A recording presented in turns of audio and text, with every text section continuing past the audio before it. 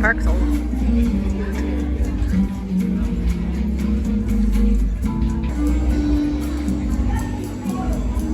If it's not a bee, I will. That's a funny one. Oh.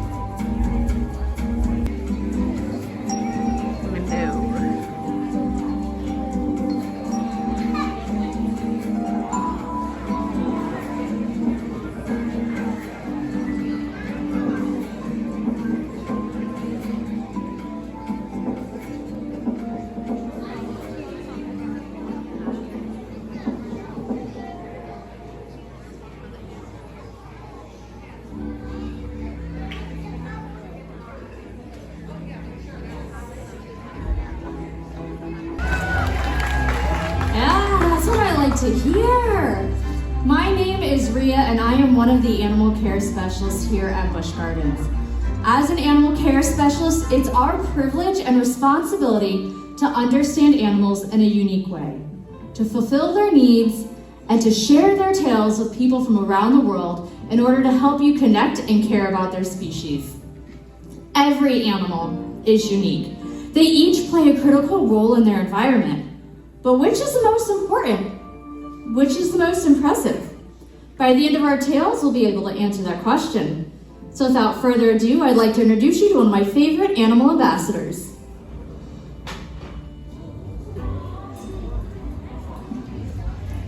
This is Moonbeam, a 9-year-old green iguana. While it's not uncommon to find iguanas here in Florida, especially the further south you go, did you know they're not native to anywhere in the United States? They're actually found in Central and South America, in particular, Brazil and Paraguay. It's thought that they first came to Florida when people got them as pets, and when they could no longer take care of them, they unfortunately released them into the wild. Introducing a new species can cause them to become invasive, which is what happened with the green iguanas. They prey on native plant life, they could potentially prey on native species to the point of extinction, and they forever disrupt the balance of an ecosystem. If you ever find yourself in a circumstance where you have an animal you can no longer take care of, the best thing you can do for the animal and the environment is to relinquish them to a professional organization. And that's just what Moonbeam's previous owners did and why he lives here with us. Moonbeam here is a reptile, and reptiles are ectothermic. Has anyone heard that word before? A few of you. What about cold-blooded? Yeah, a lot more hands. Ectothermic is the cool new way to say cold-blooded, because a reptile's blood isn't actually cold, it's based on the temperature of their environment. You and I are endotherms, or warm-blooded. We create our own body temperature, so no matter the weather, we're right around 98.6 degrees. But if Moonbeam's outside and it's 100 degrees, he's about 100 degrees. And if it's 40 degrees, he's about 40 degrees. And if it's 78 degrees in here, what do you think he is? 78 degrees, you guys got it. They got it, Moonbeam. The amount of energy a reptile has is directly related to their environment and their temperature, which is why reptiles are thriving in South Florida, but aren't really a threat to invade Canada. Until they figure out how to wear that sweater, eh? Iguana make you laugh, so I'm glad you're finding some of these jokes funny. Yeah. All right, adios, Moonbeam. This is Edgar. He's an eastern screech owl. And before I tell you his tale, who wants to hear a bird joke? Good, because you're gonna hear one anyway. Edgar here is a pretty smart dude. Any guesses what his favorite subject in school was? Shout it out. Yeah, lots of great guesses. It was math. In particular, algebra. I'm so glad you guys find this stuff funny, otherwise it gets real awkward. Anyway, Edgar here is a rescue. Over the last 5 decades, Busch Gardens and their sister parks have rescued more than 40,000 animals.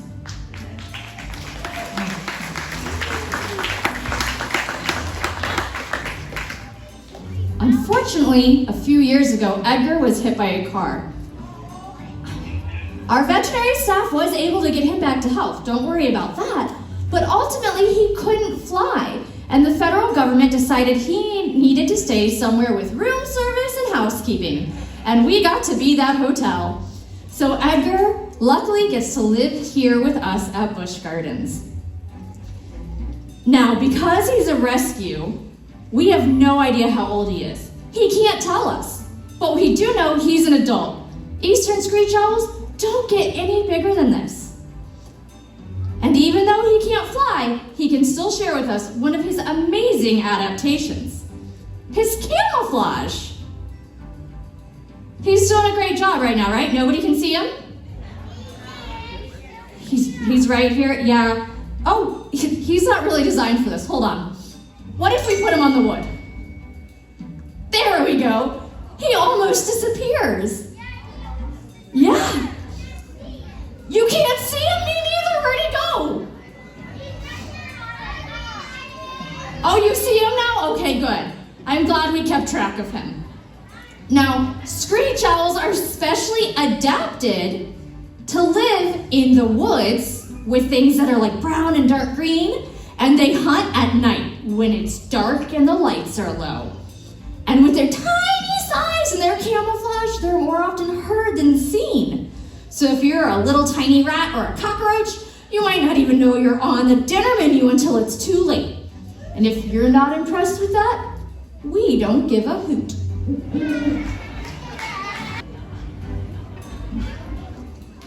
Mel is our 2-year-old short-beaked echidna.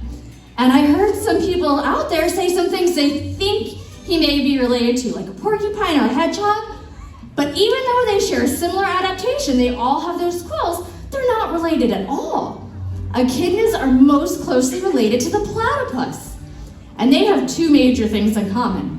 1, they're both from Australia. And 2, even though they're mammals, they both lay eggs.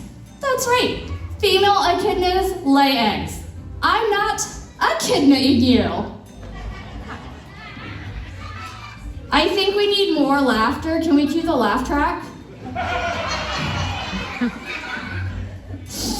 I don't even need the text anymore. You guys are hired.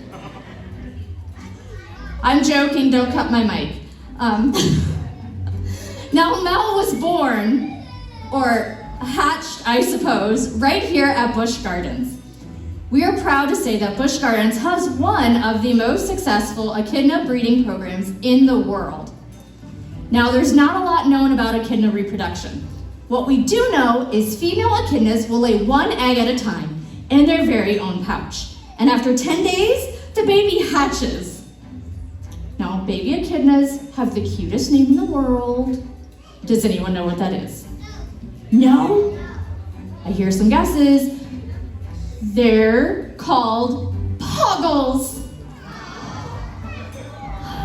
I know, I just love that name. Now the puggle's gonna spend another 50 days with mom. And during that time, mom is gonna dig a den to keep her and the little ones safe. Speaking of digging, let's take a close-up look at the nails on Mel. Yeah, those feet are made for digging, and that's just what they do. It is thought that in a single year, 1 echidna can move more than 7 tons of dirt. Oh, my back hurts just thinking about that. By doing that, they're helping to till the dirt and soil in Australia and keep their ecosystem healthy and thriving. That's conservation work for that little critter. Just by being the amazing creature they are, they're having a huge impact on their world. Everyone say good day, mate, to Mel. Do I have people who are not a fan of my scaly friend here, there is no reason to throw a hissy fit. Slash is not venomous, and he surely is not poisonous. Before we go any further, does anyone know the difference in venom and poison? Yes? No? Maybe so. Poison is ingested. It's something you eat or drink, and then you have a reaction. Where venom is something that's injected through a fang, a stinger, or a barb. Most snakes are non-venomous, and there's only one species of snake in the entire world that's poisonous. They're called the tiger keelback, and they live in Asia. And put that right in your back pocket for your next trivia night. You're welcome. Now, you may have seen a snake before sticking their tongue out. Slash has got his head kind of tucked down on Kayla's hand because he's ectothermic and her hand is nice and warm. Now, anyone know what they do when they're sticking that tongue in and out? They're smelling. They use that tongue to collect air particles from the ground and from the area around them, and it tells them what has been in the area. Maybe what prey's on the menu for dinner and what direction their takeout went. It's really important that they can find the prey because they're going to eat things like rats, mice, lizards, and frogs and help keep our ecosystem balanced and healthy. Snakes are actually really important to our environment. A lot of people think that snake bites most frequently occur on your feet and ankles, but they actually occur on hands and feet because people won't leave the snakes alone, and this is a dangerous thing to do. I'm going to stop. That's my boss. The best thing to do if you see a snake in the wild is to leave it alone, and it generally will leave you alone as well.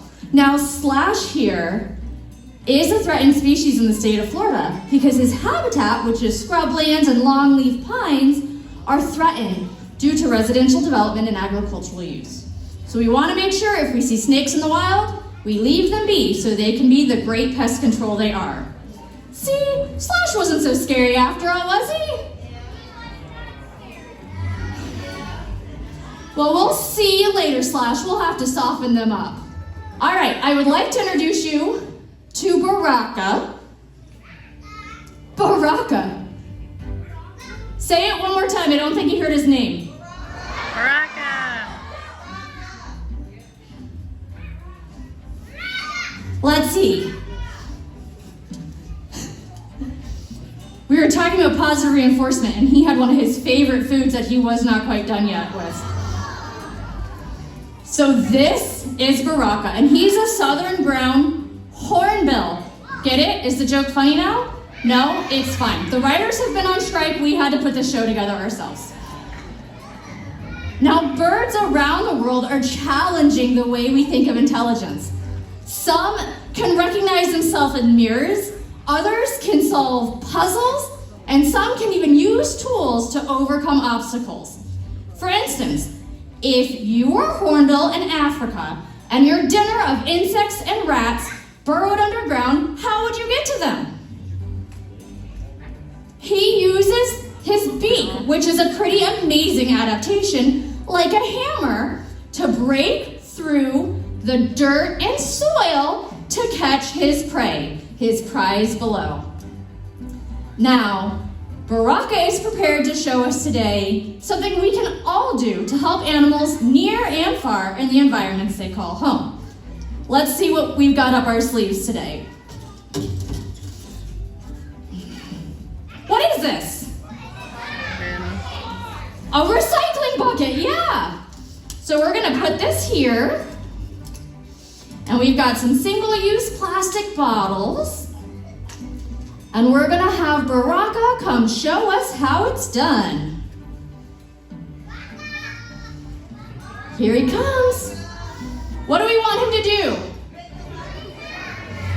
We want him to recycle. Let's see. I have.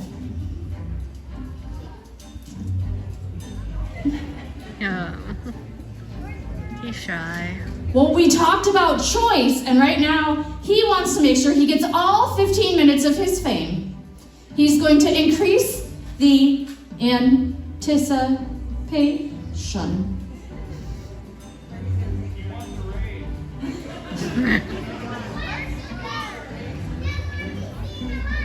We had a pizza party for him earlier. Here we go.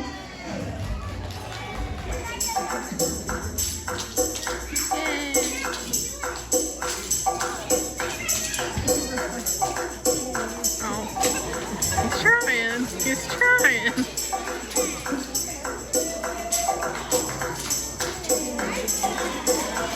There we go. Great job, Baraka. Recycling is just one of many things we can do to help animals and the environment and this world we all call home.